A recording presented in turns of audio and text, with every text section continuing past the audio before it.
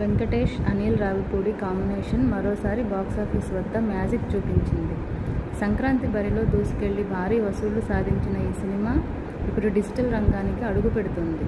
థియేట్రికల్గా hit అయ్యి బయ్యర్లకు మంచి లాభాలను ఇచ్చిన ఈ సినిమా ఓటీటీ రైట్స్ను భారీ డీల్లో అమ్మి మరోసారి వార్తల్లో నిలిచింది.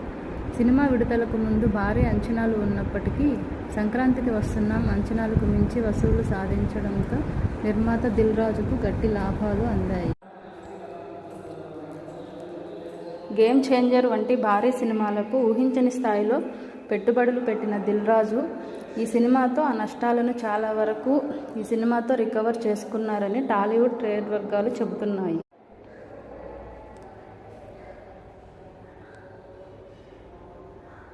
ఇప్పటి వరకు సినిమా 100 కోట్లకు పైగానే ప్రాఫిట్స్ అందించినట్లు సమాచారం. తాజా సమాచారం ప్రకారం ప్రముఖ డిజిటల్ ప్లాట్ఫామ్ జీ5 ఈ సినిమా రైట్స్ను దాదాపు 27 కోట్లకు సొంతం చేసుకున్నట్లు తెలుస్తోంది.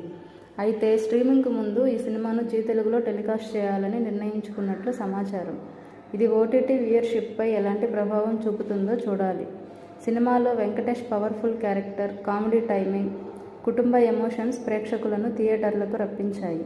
వెంకీ సరసన ఐశ్వర్య రాజేష్, మీనాక్షి చౌదరి హీరోయిన్లుగా నటించగా నరేష్, సాయి కుమార్, ఉపేంద్ర లిమాయే, శ్రీనివాసరెడ్డి తదితరులు కీలక పాత్రలు పోషించారు.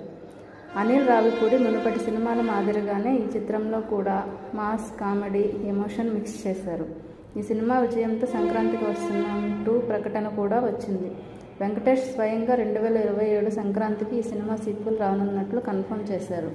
ప్రస్తుతం వెంకటేష్ రానా నాయుడు 2 కోసం సిద్ధమవుతున్నారు.